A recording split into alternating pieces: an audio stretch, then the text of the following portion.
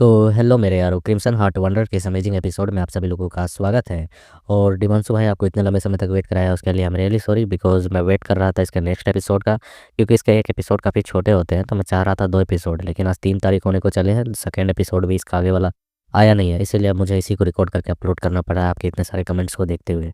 तो जैसा कि हम सभी लोगों ने लास्ट एपिसोड में देखा था कि जो लीन था वह एक शैतान की तरह हंसते हुए अपने वेब्स को, अपने हंटर्स को चलाते हुए कह रहा था, क्या तुम्हें बहुत ज़्यादा ही लगता है सहन शक्ति है, बहुत ज़्यादा ही तुम जिद कर रहे हो यहाँ पर मैच को कंटिन्यू रखने के लिए। तो मैं भी देखना चाहता हूँ कि मेरी चाबुक की मार तुम तब तक सह सकते हो कि नहीं, जब तक कि मैं संतुष्ट ना हो जाऊँ। तभी हम देखते हैं कि इस एपिसोड की शुरुआत होती है और वह बंदा फिर कहता है, 1 मिनट, ये साला जंगली पहाड़ी बंदा फिर से खड़ा हो रहा है। इस तरीके से वह कहता है तो हम देखते हैं झाओ को, जो कि हाँपते हुए उसकी पूरी बॉडी से भाप निकल रही होती है और उसकी स्टोन की जो बैरियर उसकी बॉडी पर बनी हुई होती है, कवच, वह भी हट चुकी होती है। और वह कह रहा होता है अभी भी हाँपते हुए कि कम ऑन, हम इसे कंटिन्यू करेंगे।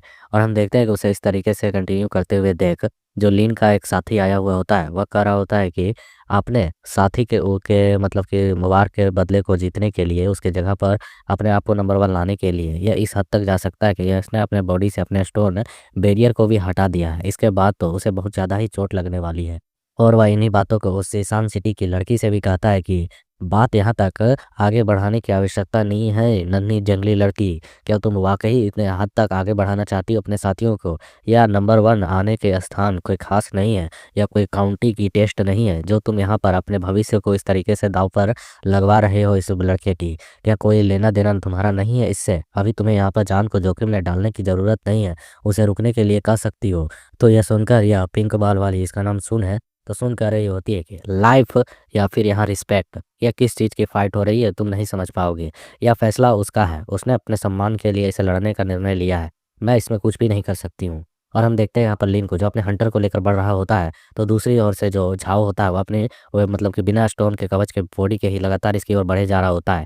और लीन कह रहा होता है, बेवकूफ़, तुम पल भर के लिए यहाँ पर बस मुझ पर एक वार करना चाहते हो, वो भी अपना बिना स्टोन कवच के। तुम्हारी हार तो यहाँ पर तय हो ही चुकी है। और हम देखते हैं कि वो अपने व्हीप से एक जोरदार हंटर शॉट से मारता है उसके थोबड़े पे, जो उसकी गाल की चमड़ियाँ होती है वह उधड़ जाती हैं, उनसे ब्लड के छींटे निकलते हैं। तभी वो अपने दूसरे हाथ से तुरंत ही उसके वाटर वेब्स को रोक लेता है, पकड़ लेता है, और पकड़कर उसे खींचते हुए अपनी ओर एक फिस्ट में स्टोन के पावर्स को जमा करने लगता है और कहता है, स्टोन कवर्स फिस्ट। और वह उसी फिस्ट को डायरेक्ट इसके थोबड़े पर मारने के लिए बढ़ता है। तो इसे करते हुए देख लिन तुरंत ही अपने वेब को छोड़ देता है ताकि वह उसकी ओर ना जाए, और वह तुरंत ही अपने वाटर वेब्स की मदद से ऊपर की ओर छलांग लगाते हुए कहता है, ठीक है, मैं समझ गया, तुम इस तरीके से पागलपन तरीके से काम करना चाहते हो। चोट लगने के खतरे के बावजूद सभी चीज़ों को सहते हुए बस तुम मुझ पर वार करना चाहते हो। हारने से पहले तुम बहुत ज़्यादा ही कोशिश कर रहे हो, लेकिन ये कोशिशें मुझ पर कोई काम आने वाली नहीं है। और वह अपने उस सर्जी नुवेब स्ट्राइक्स की मदद से ऊपर में ही इससे अप्ली होता है, और हम देखते हैं कि वह ऊपर से नीचे उतर रहा उतर कहता है कि हार मान लो, मेरी यहाँ पर जो युद्ध की रणनीति दिख रही है वह तुम्हारे भविष्य को पहले ही तय कर चुकी है, कम से कम 3 कदम आगे, और तुम्हारा मौत तय है। तुम्हारे मन के मुताबिक यहाँ पर चीज़ें कंटिन्यू नहीं होने वाली है। हम देखते हैं यह सुनकर वह लड़का शांत होता है झाओ, और अपने मन में कहता है, नहीं, मैं तुमसे एक कदम पहले ही आगे हूँ बेवकूफ़। और हम देखते हैं यहाँ पर जैसे ही यह लैंड किया हुआ होता है और यह अपने टेक्निक को परफॉर्म करना चालू करता है और कहता है, हा हा, मैं लिंग, आखिरकार तुम जैसे पहाड़ी लड़के, बिगड़ेल गधे से, बच्चे से, जिद्दी पने वाले, जिसके पास कोई समझ नहीं है कि एक्ट कैसे किया जाता है किस वक्त, उससे कैसे ही हार सकता हूँ। और वह कह रहा होता है कि लेकिन जो भी हो, तुमने यहाँ पर बहुत कोशिश कर ली, अब ये तुम्हारी जो हठपना है, जो ज़बरदस्ती का तुम मुझसे लड़ने को लगे हुए हो, यह तुम्हारी जान नहीं बचाने वाली है। इस बार मैं अपनी सेकेंड टीयर की दाऊ टेक्निक को इस्तेमाल करने वाला हूँ, जो कि 100 स्ट्रीम एरो रेन है, इससे तुम बचकर बिल्कुल भी नहीं निकल पाओगे। और तभी हम देखते हैं जैसे ही उन रेन्स को यहाँ पर रिलीज करने वाला होता है, अचानक इसकी बॉडी धंसने लगती है वहाँ ज़मीन पर, वह चिल्लाने लगता है। और हम देखते हैं ऐसा होते हुए देख यहाँ पर लिन के साथी वाला जो आया हुआ होता है वो काफ़ी ज़्यादा हैरान होता है, और यह जो लड़की होती है बस शांति से मुस्कुरा रही होती है। और हम देखते हैं ऐसा होते हुए देख यहाँ पर हमारा अनाउंसमेंट करने वाला खड़ा होता है कि अरे बाप रे, यहाँ दाव टेक्निक का इस्तेमाल कर दिया गया है लिन पर। अचानक उसके ऊपर यहाँ पर एक डी ग्रेड की टेक्निक इस्तेमाल की गई है, जिसकी मदद से वह गड्ढे में धंसता चला जा रहा है, वह पाताल लोक के अंदर घुसता चला जा रहा है।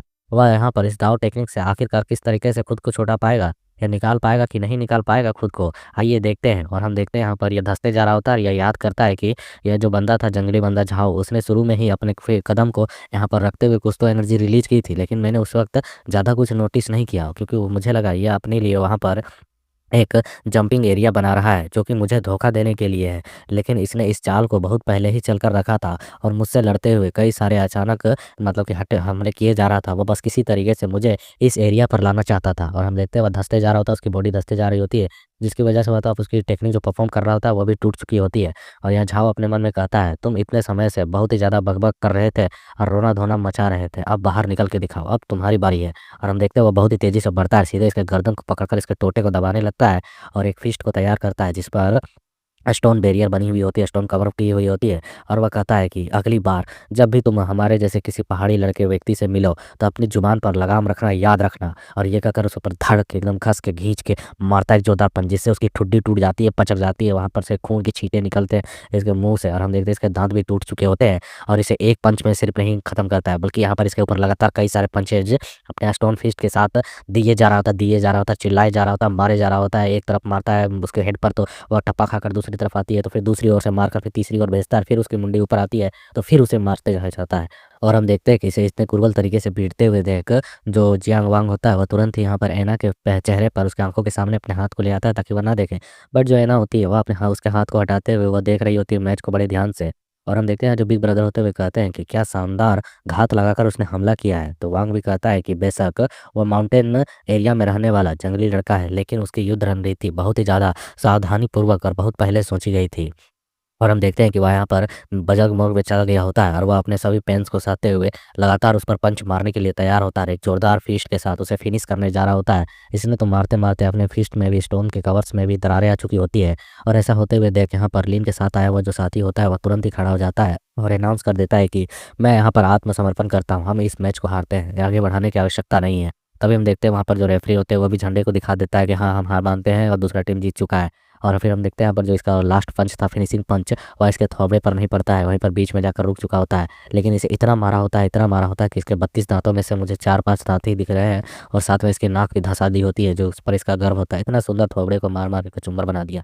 और हम देखते हैं फिर वह उसे मारने के लिए रुकता है, तो वह लड़खड़ाते हुए पीछे की ओर हट रहा होता है और कहता है कि जिसने तुम्हें हराया वह मैं हूँ झाओ।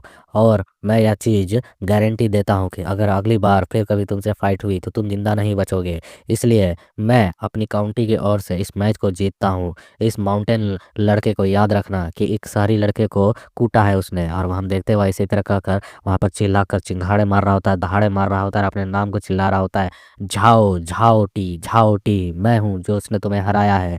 और हम देखते हैं इसे इस तरीके से चिल्लाते हुए देख वहाँ गाँव के जो देहाती लोग होते हैं वह भी उसको चेयर्स करने लगते हैं और कहते हैं कि हाँ, झाओ टी। और इतने सारे अनाउंसमेंट को देखते हुए यहाँ पर हमारा अखंड सिंगल लड़का वांग को कह रहा होता है, भाई ये तो पूरी तरह से घायल है, तुझको तो यहाँ पर ज़्यादा लड़ने की भी आवश्यकता नहीं पड़ेगी। अब तू खाली परफ्यूम मार और लड़कियों के साथ मज़े करने का सोच, क्योंकि तू यहाँ का विनर होने वाला है। क्योंकि दोनों बंदे की हालत ख़राब है, जीत ही नहीं पाएँगे। तो यहाँ पर वांग कहता है कि बेफ़ालतू की बातें मत करो और चुप रहो। और हम देखते हैं यहाँ फाइनल रेफरी जो होता है वो कहता है कि क्या यहाँ पर माउंटेन सिटी फाइट को जारी रखना चाहता है, क्योंकि अगला फाइट सीधे वांग के साथ होगी। तो फिर हम देखते हैं कि यह बंदा जो झाओ होता है वो पलटकर कहता है हाँ, मैं अभी भी यहाँ पर कंटिन्यू कर सकता हूँ।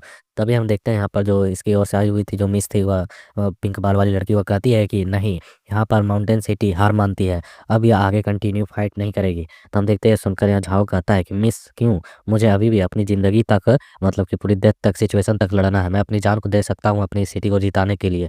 तो ये सुनकर यहाँ जो मिस सून होती है वह कहती है कि मैंने तुम्हें पहले ही अपने जान को जोखिम में डालने का समय दे दिया था और तुमने वह कर भी लिया। इससे ज़्यादा और तुम्हें करने की आवश्यकता नहीं है। अब मैं इसकी इजाज़त नहीं दे सकती हूँ, क्योंकि मौका तुम्हारे हाथ से अब निकल चुका है। जो तुम्हें लड़ना था वह तुमने लड़ लिया है। अब यहाँ पर माउंटेन सिटी ने अपना हार मान लिया है। अब सीधी-सी बात है कि हम तुम्हारे लाइफ़ को यहाँ पर किसी और फाइट में लड़ते हुए खो नहीं सकते। पहले ही तुम्हारे ऊपर काफ़ी रिसोर्सेज़ खर्च किए हैं और इस फाइट की चैंपियनशिप से ज़्यादा तुम्हें हमारी और भी जगहों पर आवश्यकता है। मतलब तुम्हारी हमको और भी जगहों पर आवश्यकता है। इसलिए अभी तुम यहाँ पर अब फाइट को कंटिन्यू नहीं कर सकते हो।